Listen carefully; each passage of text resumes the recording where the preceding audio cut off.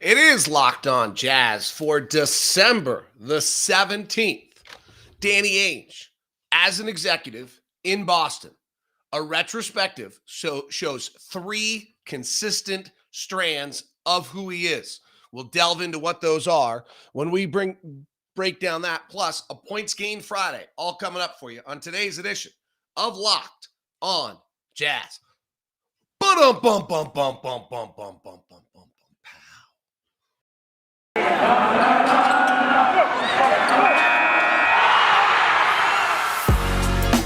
You are Locked On Jazz, your daily podcast on the Utah Jazz.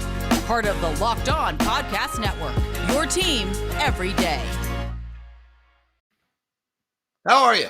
I'm David Locke, radio voice of the Utah Jazz, Jazz NBA insider. This is Locked On Jazz, your daily podcast on the Utah Jazz, giving you insight, expertise, geeky numbers, and hopefully making it way better to be a Jazz fan each and every day.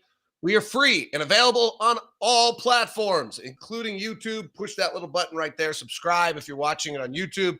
If you're watching it on an Apple Podcast, Google Podcast, whatever, please subscribe, leave a review. Those are much appreciated as well. Good early crowd this morning. Thank you very much. Hello to Jace and Riker and Derek and Matthew and JJ and Ray and Zach and Lacey. All happy to see you. I want to kind of delve into who Danny Ainge is. I do have to share, I'm looking at myself on the YouTube screen in front of me. We've been doing all these training sessions with Locked On to help our talent develop. And one of the most recent ones was like camera presence and be aware at all times your brand is on your camera. Like, well, my brand evidently today is wacky wild hair and a old face and snow in the background. Like, I guess that's my brand. So anyway, just thought it was kind of I was like thinking like, I'm not sure this is what they were talking about. So I want to delve right in. Let's look at Danny Ainge. We're going to see three strands of his performance in Boston. The most important one to me more than anything else, when I went and reviewed he takes the job as an executive in May 9th of 2003 and stays over 18 years. So the first signature thing to me about him is that he absolutely respects coaching. More than anything else, when I looked at who he is and broke down his history, the number one thing that jumped out to me was his respect for coaching. He had two coaches in 18 years. He made a million trades. He drafted a ton of players. Some worked, some didn't. So there wasn't ever a moment, quite remarkably, in 18 years where he blew it and ever blamed the coach. Now, he had Doc Rivers and Brad Stevens, who, frankly, are both good. I'm not sure they're no-brainers, you never let them go, but it shows that his background from being in the Celtics organization as a player, being in the Phoenix organization as a player and a coach, has a respect for if a coach is working hard and doing their job, that he lets them work. I think it's fabulous. That's probably the item that has me the most encouraged about who he is when you look at this franchise. Because frankly, the turnover of coaches doesn't work. And if you look at first-year coaches right now in the league, like one's on an 8-game losing streak, another's on a 7-game losing streak, another's on a 3-game losing streak. You get to this is a really, really, really hard job. Coaching in this league is incredibly difficult. When done well is incredibly important. And to have someone who seemingly respects it and doesn't look for quick turnover, that's great. Okay, so there's my first one. The second one you're going to see that's really interesting to me is his drafting is a willingness to go young, and he's hit young. A lot of high school players. An ability to go see whatever that is at an early age and understand that's an NBA player. That's an NBA skill. Different types too, interestingly. We'll get into that. Number 3 is in his trading. He finds teams that are at a weakness or a desperation or have a very distinctive need, and he takes advantage. and we'll walk through those. I first had them broken out in different types of deals, trades versus draft picks, and then and that's how I think we're gonna do it. There's a chance I'm gonna roll into more of a chronology. But the way I have it broken down is looking at trades first. So he takes over in 2003. He hires Doc in April of 2004. Once that season's over, so he makes a bunch of subtle salary moves in that early first year of 2003, but kind of lets it play out in Boston. But then his big move at the end of at the trade deadline is he trades a bunch of people. And it really, I think, looks to me as though it's to acquire a future draft pick, and it's to shed some salary along the way. And he does that he does it in October, right before the year starts, when he trades Tony Delk, Antoine Walker. Immediately says, like, we're changing things. Antoine Walker's not running the show anymore. For Rafe LaFrentz, who had a terrible contract, Chris Mills, and a future first. So he gets his first there. He makes another trade in December that ends up getting Ricky Davis and Chris Mim and a bunch of nothing. He gets a second round pick in there. I think he's literally just moving things out, moving the pieces. He makes another one in February, and then at the end of the year, he hires Doc and starts their rebuild. So in that, he makes some other trades. He actually reacquires Antoine Walker like a year later, which is interesting. And he's taking these pieces that he's taken in these first trades and then move them again. And he moves them. And he just keeps, it looks to me, and I don't have great retrospective history of 2005. They're for incremental benefit. Like, there's this 5-team trade with 1 million players, none of which are actually, I think, like, any good. The best, I think, became Nikola Pekovic out of it, who ended up getting hurt. But, like, there's little tiny pieces that, like, end up assisting somewhere along the way. They're just like these, and it's a great kind of evidence that you actually make deals for minor pieces as well. He then makes a deal in 2006 in this, and he ends up with another first-round pick, a 2009 first-round pick, and a few years down the road. But it ends up being a pick that, or he ends up trading to Minnesota. It actually ends up being a pick that could have been Steph Curry, which is kind of crazy. Unfortunately for Minnesota, David Kahn didn't do that right. So he takes over in 2003. For like 3 years, they're in this kind of mini rebuild. And then in 2006, June of 2007, he like puts the pedal down and goes for the championship. And the first one is he gets Ray Allen from Seattle. And this is the first one where I'd say, like, okay, this is really clear. He's able to understand. Sam Presti's taking over Seattle. They're trying to destroy the franchise. They don't want to be good because they don't want fans to come because they want to go to Oklahoma City. That's Major League. And he has the 5th pick of the draft. And so he trades the 5th pick of the draft, Jeff Green, to him. He's got enough young pieces. Jeff Green turned out to be okay for one of the great shooters of all time. Then he trades Ryan Gomes, Gerald Green, Al Jefferson, Sebastian Telfair, a first-round pick of 2009. That first-round pick that he acquired that later could have become Steph Curry that Minnesota misdrafts, for Kevin Garnett. And what's so interesting about this to me, and this is obviously the first of great signature moves. And again, he recognized what this team needs. Minnesota needs to start to rebuild. He takes advantage, adds Kevin Garnett. But this one's interesting. Some of those little, like, Ryan Gomes is a player he drafted. Gerald Green's a player drafted. Al Jefferson's a player he drafted. Sebastian Telfair was drafted originally by Portland, picks him up somewhere. So these are like that 2009 draft pick that he picked up in the trade I mentioned earlier, where he trades a bunch of players and Nikola Pekovic to Minnesota, and he ends up with Michael Okonda-Wally. This 2009 pick. This 2009 pick becomes wildly important. Like, he's just picking up pieces so that he has stuff in his. Then he does a great job around the fringes and free agent signings. I don't really even get into free agent signings here a great deal. In 2007, and starts building the other pieces for that championship. that championship team. And he does a lot of interesting like picks for late kind of second round picks, I think probably to clear space or things of that nature. And then he makes a free agent signing of Rasheed Wallace that kind of completes that team and makes it as great as it is. So that's kind of the first, and that's the first obviously unbelievable, amazing move that he makes.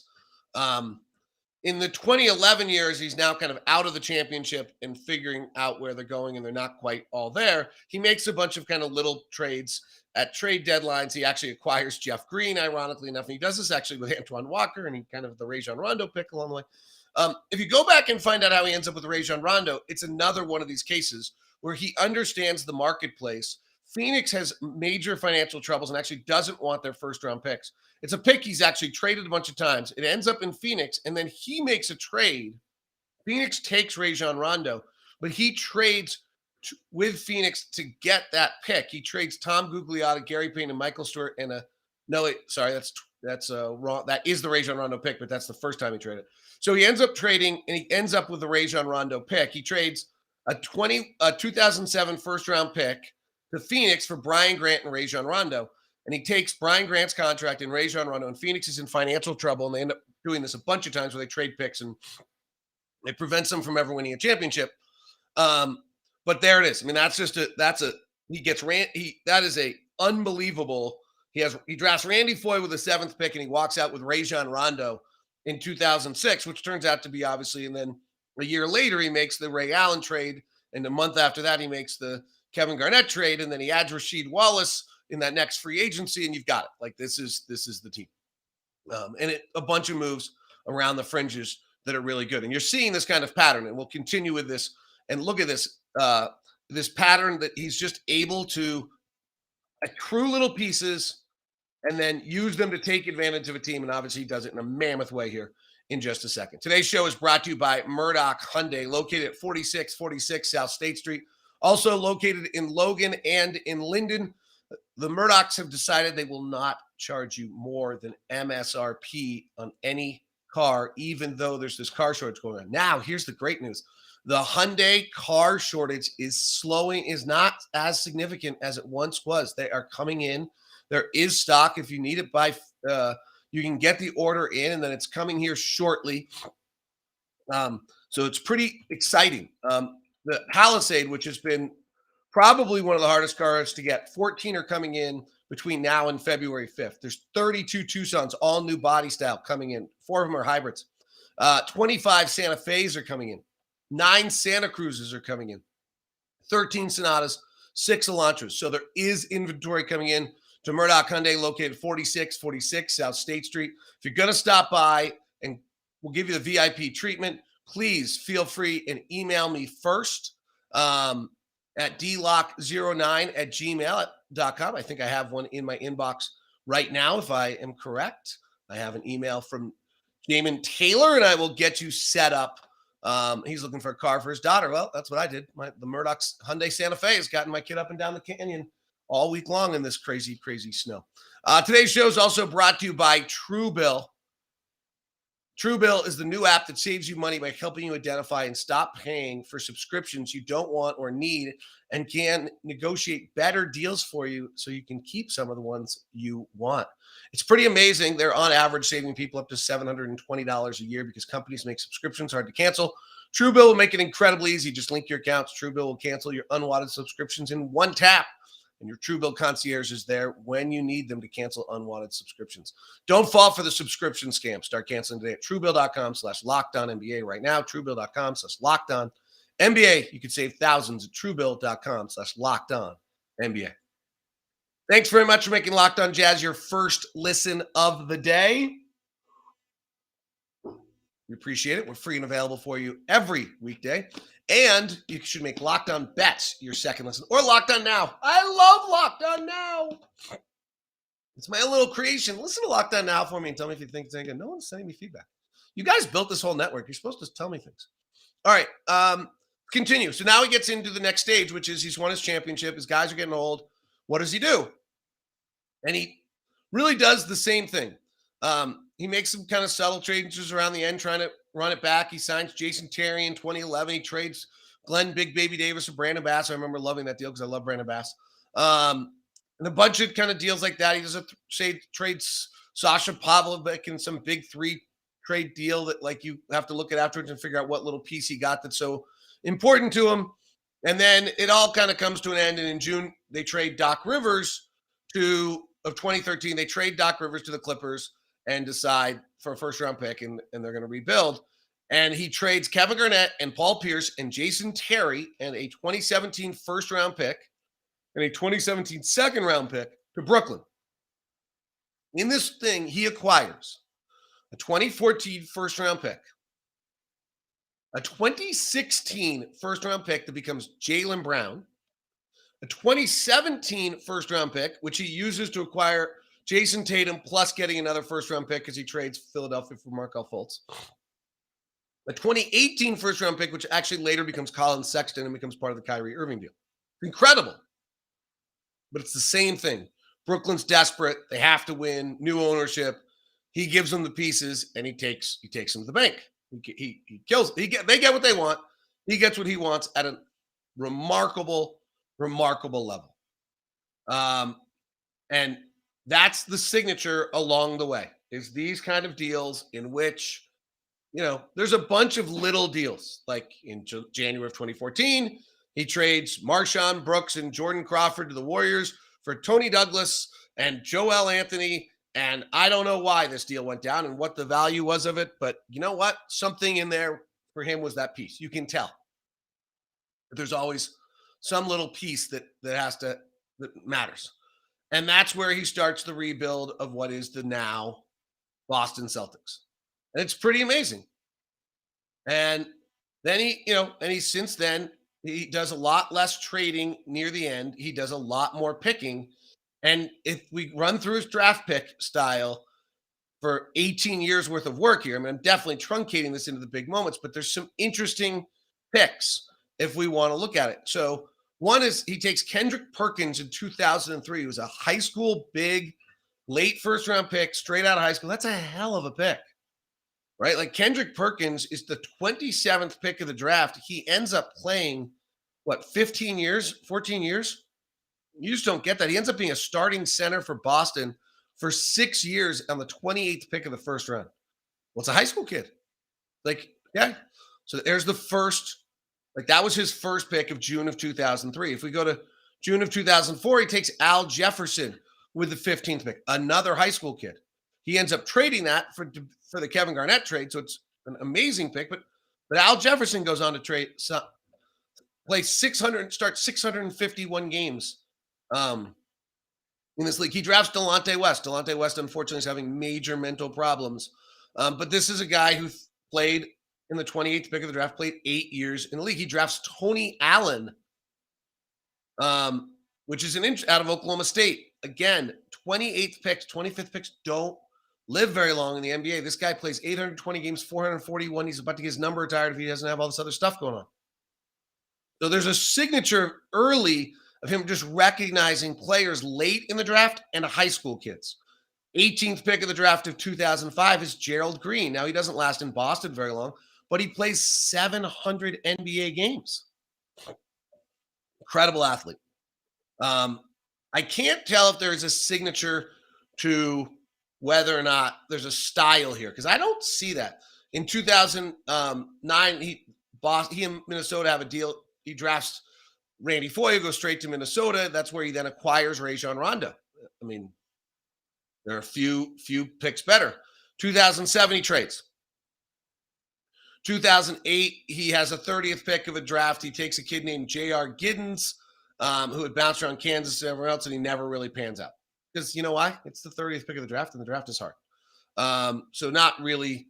In June of 2009, they don't have a pick till the second round. He's not in, now we're not in drafting mode. 2010, 19th pick of the draft, he takes Avery Bradley. Again, after the 11th pick of a draft, your chances of hitting on a player are 50-50. And he's just loading up 800-game NBA careers time after time after time. Marshawn Brooks in 2015 floated around for a long time. 2016, June of 2012. Jared Sullinger probably a miss. Fab Mello probably a miss. Though again, these are 21st and 22nd picks of the draft, so maybe not a miss. June of he drafts RJ Hunter late in 2015, and that never pans out. There's not really or that's on the Doc Rivers trade. That's why I saw that there. In June of 2023, the 6th pick of the draft is Marcus Smart. Turns out to be a hell of a pick on a draft that turned out to be a total bust. 17th pick of that draft is James Young. That was a bad draft. That's the Dante Exum, Andrew Wiggins, Jabari Parker draft. Everybody thought it was going to be so great. Turned out to not play out. 2025, 16th pick of a draft. Terry Rozier. Pretty great. Guy's averaging, 17 points a game right now in his 7th year in the league.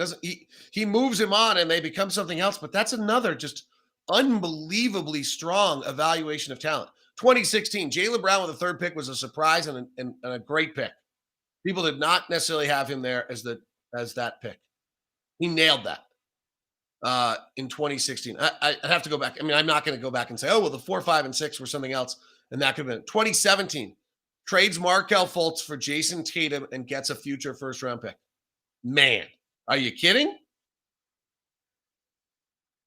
June of 2018, he had Robert Williams with the 27th pick. He's now a starting center in the NBA. I mean, this is silly.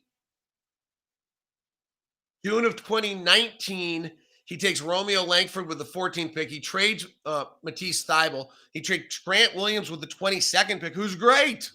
Terrific player. I don't know about Romeo Langford. He never stays healthy for more than a week, so I'm going to guess that maybe he's not all in. We're not going to be able to plan out. I mean, there it is. Like, it's an incredible ability to recognize talent young. It's an incredible ability to recognize talent, and that's as good a draft record as you're going to get on anyone. And then you have major, massive trades recognizing the weakness of the landscape to take advantage. And then he's been criticized recently for not completing deals, which maybe I like. In other words, I'm not just going to deal for the sake of deals. I'm going to do deals when I think I can get a really good one. Kind of like that. All right. Points gained is next on a Friday edition of Locked On Jazz. Thanks very much for tuning in. What's Built Bar got for us today? 12 days of Christmas. They're doing crazy stuff. Coconut almond one-day flash sale today at built.com. Also, Ruby chocolate puffs. They're surprisingly good. My wife actually gave ours away. I'm bummed. They're really good. I loved them. The puffs are crazy. They're purely like candy, and it's a protein bar with 150 calories, 17 grams of protein, and 9 grams of sugar. It's super good. Gingerbread. They're good too. 140 calories, 17 grams of protein, only 5 grams of sugar. And there's the coconut brownie chunk, 150 calories, 15 grams of protein, 7 grams of sugar. Caramel macchiato, same. They're just incredible. Best tasting protein bar in the market. Macros are amazing. 100% real chocolate, 100% real delicious. Promo code's LOCK15. And what do you get? You get 15% off. Do it now at BuiltBar.com. BetOnline.ag. Jazz have 2 this weekend. San Antonio today and Washington on Saturday. Boy, Washington is collapsing. Poor Wizards. First-year head coaches are struggling badly around this league right now. BetOnline.ag. If you're going to play this weekend, the Raiders are a 3.5-point favorite. Remember, that's a Saturday game, and the Pats are a 2.5-point favorite against the Colts. Biggest spread of the week as the Bills at 10.5 and the Cowboys over the Giants at 10.5. Over in the NBA tonight, what do we got? We got the Utah Jazz and the San Antonio Spurs, and we are a 11.5-point favorite, biggest line on the board. Fun one tonight. Lakers and the Timberwolves. Wolves are a 3-point favorite. COVID striking badly over the Lakers now. It's all at betonline.ag. Use the promo code LOCKEDON to get a 50% welcome bonus. All right, let's do points gained. As you guys all know, for those of you who are new to the show because of Danny, points gained is my offensive metric system I use to evaluate offensive players. Exclusive to the show. Been pretty interesting. The concept is we take a player's amount of scoring opportunities they use in a night. So let's take somebody like Mike Conley. I randomly chose that, by the way. He uses 11 scoring opportunities a night. In those 11 scoring opportunities, he scores 1.7 points more than what a collection of average offensive players in the league or average possession users would score.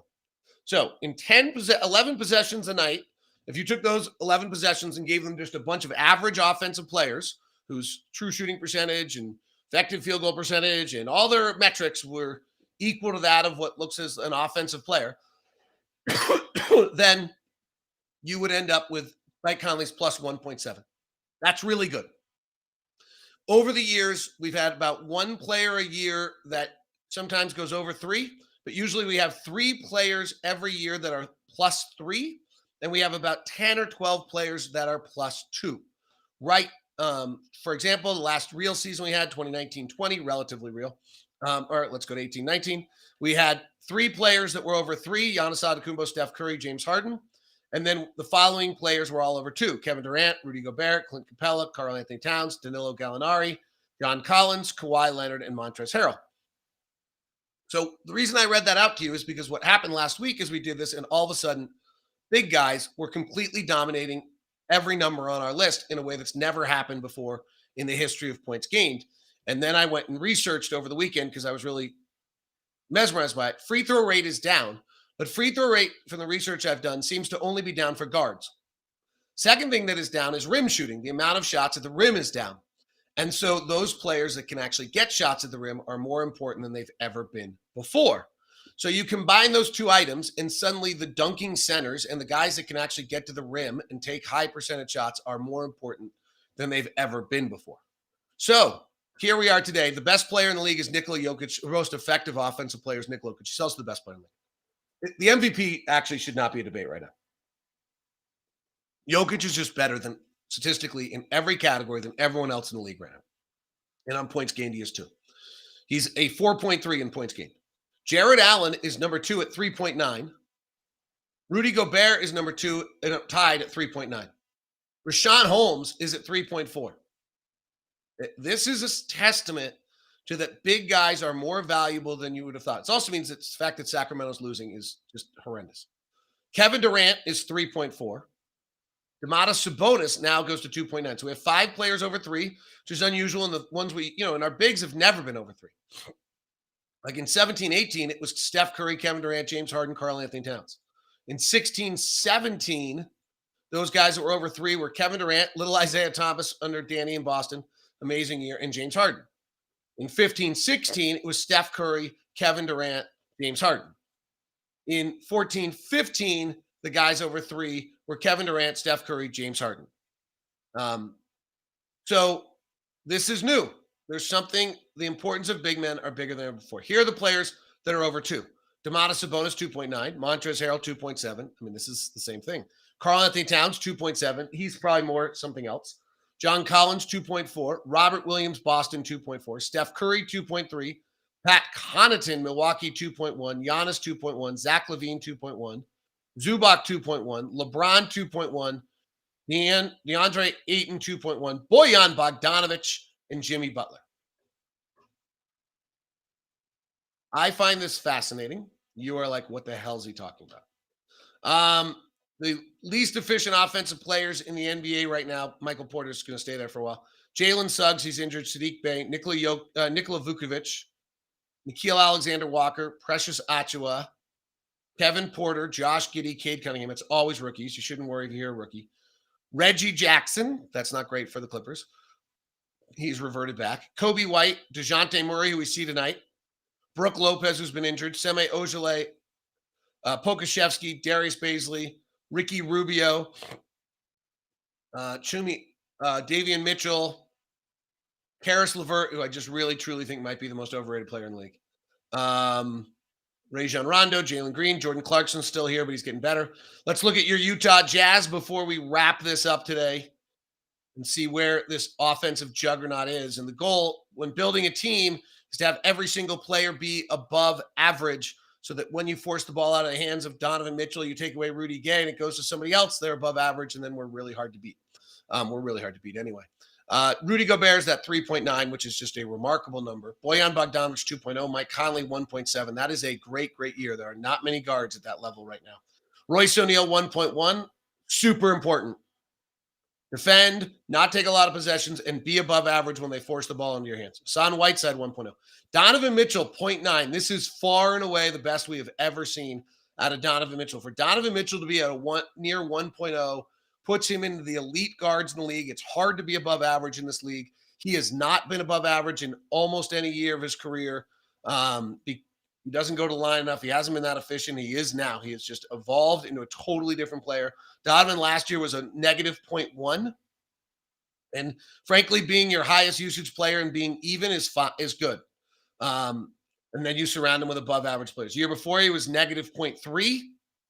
That's funny. I had a whole conversation with Donovan about this, about how he's like was ready to explode, and the numbers all showed it. And these are some of the numbers that I was talking about. The year before that, he was minus 1.0. So he's really turned the corner, and we're seeing the amazing evolution of Donovan Mitchell as an offensive player. The final Jazz numbers: Joe Ingles 0.8, Rudy Gay 0.6, and the only one who's negative is Jordan Clarkson, still at negative 1.6. That is points gained. That is Locked On Jazz. Thank you very much for tuning in. I super appreciate you. Have a wonderful weekend. Be safe. Get some powder. Have a wonderful time. Talk to you soon.